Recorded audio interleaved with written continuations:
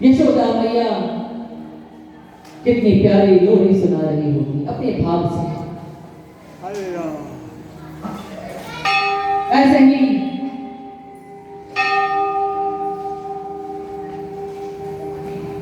भगवान सुखदेव जी कहते हैं कि परमात्मा का अवतार लेने का एक ही उद्देश्य होता है, और वो उद्देश्य है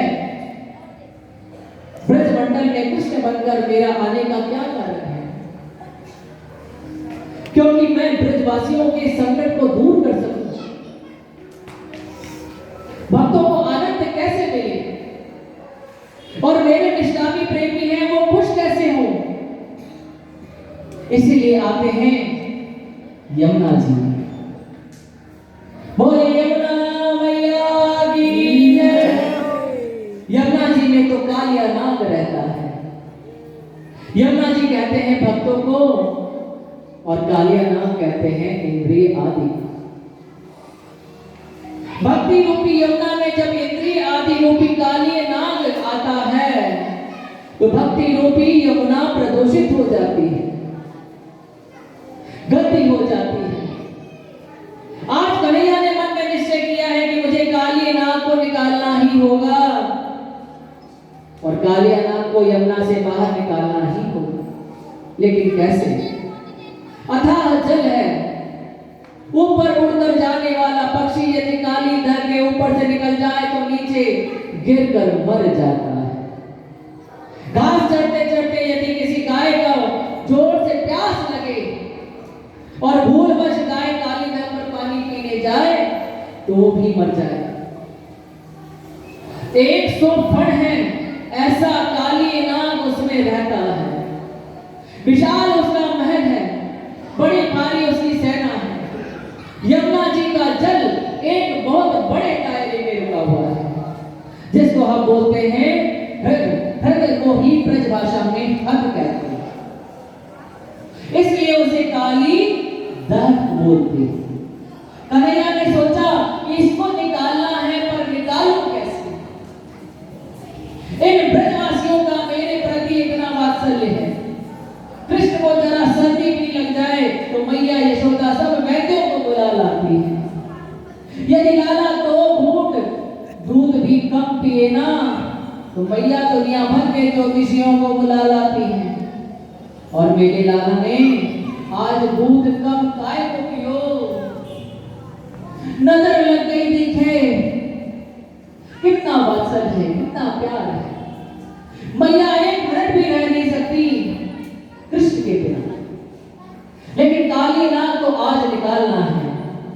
और कन्हैया ने सोचा ऐसे में यमुना में कूद जाऊं तो मुझे कूदने कौन देगा, और इन लोगों का मेरे प्रति प्रेम ही ऐसा है कि ब्रज साहित्य में ऐसा वर्णन आता है। इसलिए मेरे गोविंद ने आज निश्चय किया है कि गेंद केले का एक नाटक किया जाए, कंदुक क्रीड़ा का नाटक किया जाए। बाल कृष्ण प्रभु प्रातः होते ही ग्वाल सखाओं से बोले कि आज गैया चरावे की छुट्टी कर दो, आज विश्राम करो। सखा बोले काय खुशी में? भैया तुम गोचारण को विश्राम दे रहे हो, वो काय खुशी में?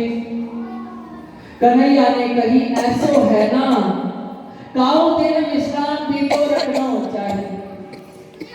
आज गेंद को खेल खेलेंगे और आज काली धह पर कंदुक क्रीड़ा करेंगे। सखा बोले क्षमा करो हम नहीं जाएंगे। एक सखा बोले भैया मेरी मैया ने तो 108 एकादशी के व्रत किए हैं, तब हमारो प्रकट भयो है। अपनी माँ के इकलौते बेटा हैं। एक बोलो लाला हमारी मैया ने 10,000 गौदान दिए हैं, तब जाके मेरा जन्म हुआ है। एक बोलो कि भैया दादा परदादा ने बहुत तपस्या की है, तब हम जैसे तैसे प्रकट भये। कन्हैया बोले तू ऐसो काहे तू बोलो भैया, अरे हम माँ पानी में भीतर थोड़े ही जाएंगे, हम तो किनारे पे ही जो मैदान है वाही में खेलेंगे। सखाओं के मन में आ गई पर लाला काहे को खेल खेले, इसका किसी को नहीं पता। कन्हैया बोले गेंद को खेल खेलेंगे भैया। राधा रानी के जो भाई है ना उनका नाम है श्री रामा। श्री रामा बोले कि देख कन्हैया, रेशम की पट्ट की जो गेंद है वो तेरे पास है। बालकृष्ण बोले तो चंदन को बल्ला मेरे पास में है, अब खेलते चलो। छोटे छोटे सखाओं के संग खेले जा रहे हैं और ऊपर से शंकर भगवान जी ये दृश्य देख रहे हैं, विधाता देख रहे हैं, आनंद विभोर हो रहे हैं और कहते हैं अरे ब्रजवासियों, तुमने ऐसा कौन सा संकल्प किया जो पूर्ण ब्रह्म जिनको योगी जन समाधि से नहीं जान पाते, वो तुम्हारे संग नाटक करता है, तुम्हारे संग लीला करता है। जरूर तुम लोगों का कोई बड़ा संकल्प रहा होगा। ब्रज की ब्रह्मा जी महाराज देख देख कर निहाल हो रहे हैं और ये ब्रह्म ब्रजवासियों का जो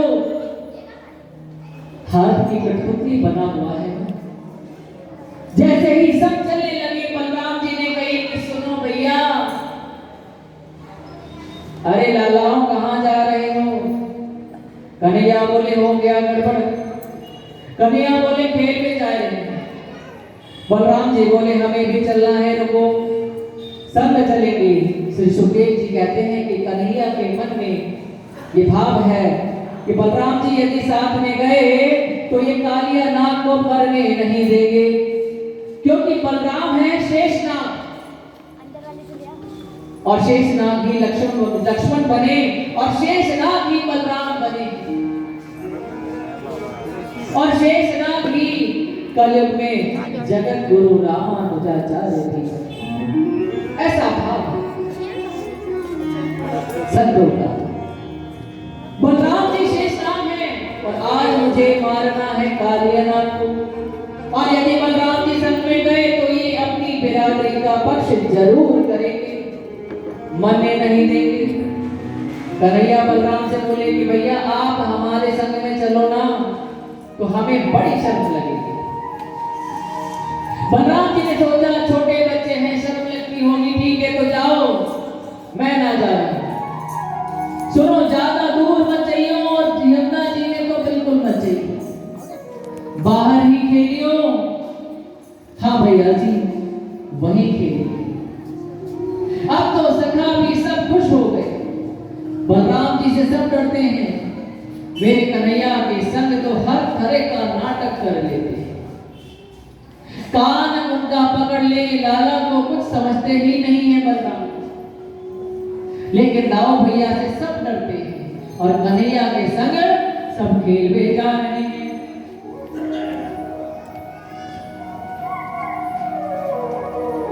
ऐसे खेल रहे हैं, सब प्रसन्न होकर खेल रहे हैं। कन्हैया ने सोची ये सखा मुझे ऐसे तो यमुना में कूदने नहीं देंगे। अब लाला की जब बारी आई तो ऐसो जोर से बल्ला चलायो सो गेंद धड़ाम से यमुना में गिरी। और ब्रजवासियों के मन में भावना ऐसी बढ़ दी कि वे लोग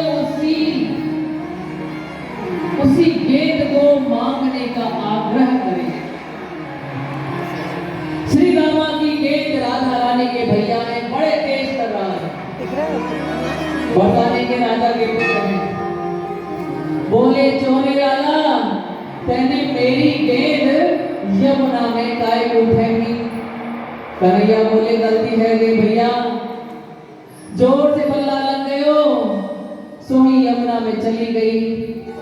अच्छो तुम्हारी गेंद होती तो बल्ला जोर से बिल्कुल नहीं लगता, मेरी गेंद ही ना पलाई गेंद में बल्ला मार दियो।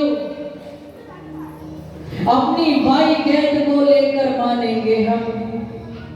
कन्हैया बोले गलती है, अब गेंद तो काली धर में गिर गई है। कृष्ण तो चाहते हैं कि माहौल ऐसा बने कि मैं गेंद के लेने के लिए बहाने यमुना जी में छलांग मार दो। अब भैया गलती है गई, सुनो भैया श्री रामा, तुम गेंद के बदले हमसे 5 गेंद और ले लीजो।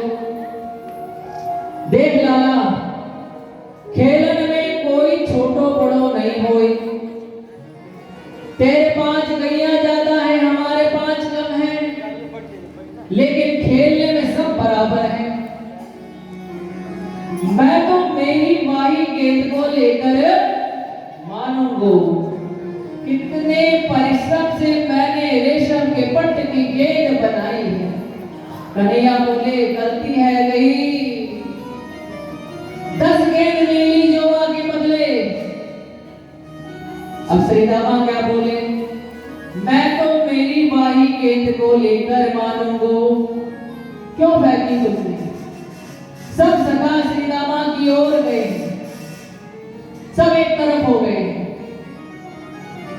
भैया बात तो कायदे की कह रहे, तो कोई आगे गेंद तो देनी पड़ेगी। कन्हैया बोले देखो तुम जानो नहीं हो मैं कितना जिद्दी हूं। ज्यादा पीछे पड़ोगे ना मेरे तो मोको गुस्सा आए जाएगा, और क्रोध यदि आए गयो तो यमुना में कूद के तेरी माई गेंद को लेकर आऊंगा। अरे हम सब जाने लाला तू ये ना कर सकता। कन्हैया तो यही चाहते कि माहौल ऐसा बने। देखो मैं सत्य कहूं तुम ना मानोगे तो मैं यमुना में कूद कर वह गेंद को ही लेकर आऊंगा। बात इतनी बढ़ गई कि बातन में सखाओं में इतनी तू में हो गई कि मेरे गोविंद ने छलांग लगाई और कदम पर चढ़ गए। कदम था काली नदी के किनारे। श्री रामा भैया अब तो तेरी बाई गेंद को लेकर आओ। ग्वाल वालों ने देखा कि गोविंद ऊपर चढ़ गया, सब सखा हाथ जोड़कर बोले लाला नीचे आ जा, हमें गेंद नहीं चाहिए। अरे हम तो हंसी में कह रहे थे भैया, हम तो ऐसे ही विनोद कर रहे हैं, हमें काम तो नहीं भाड़ में जान दे गेंद, तू नीचे आ जा, नहीं चाहिए हमें गेंद। कृष्ण बोले श्री रामा अब तो गेंद लेकर ही आऊंगा। सखा बार बार प्रार्थना कर रहे हैं, हाथ जोड़ रहे हैं, वंदन कर रहे हैं, लेकिन गोविंद ने नहीं सुनी। ब्रजवासी बोले अरे लाला नीचे आ जा, नहीं चाहिए हमें गेंद। मेरे गोविंद ने नेत्र बंद किए और छलांग लगा दी काली में। आदरणीय सुखदेव जी महाराज कहते हैं कि परीक्षित जैसे ही बाल कृष्ण प्रभु ने यमुना में छलांग लगाई है, महल में बैठी मां यशोदा के हृदय में धक से आवाज आई है। मैया बोली मेरो लाला कहां है? आज बिना पूछे गयो है। मां यशोदा तुरंत घर से निकली, बाहर द्वार पर आई और बाहर जो भी गोप मिले हैं उससे पूछने लगी, तुमने मेरे लाला को देखो क्या? गोपी बोली हमने तो ना देखो, अब तो मैया की बेचैनी और भी बढ़ गई है। एक सखा मिल गया, अरे लाला तेने कन्हैया देखो क्या? मैया मैंने ना ही देखो। कन्हैया बोले क्या बात है? नंद लाला बोले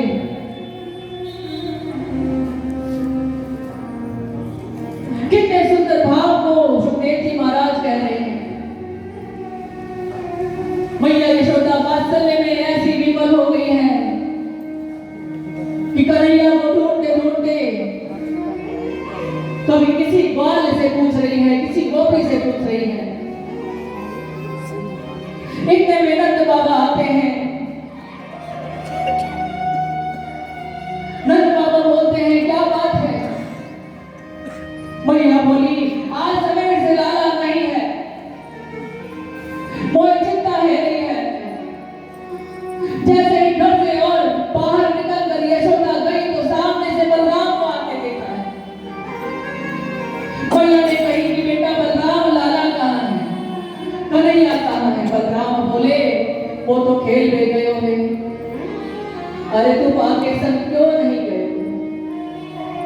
बलराम बोले भैया मोकू लेके नहीं गयो, कैसे जाऊं भैया, मैंने तो बहुत कही कि मैं चलूं तो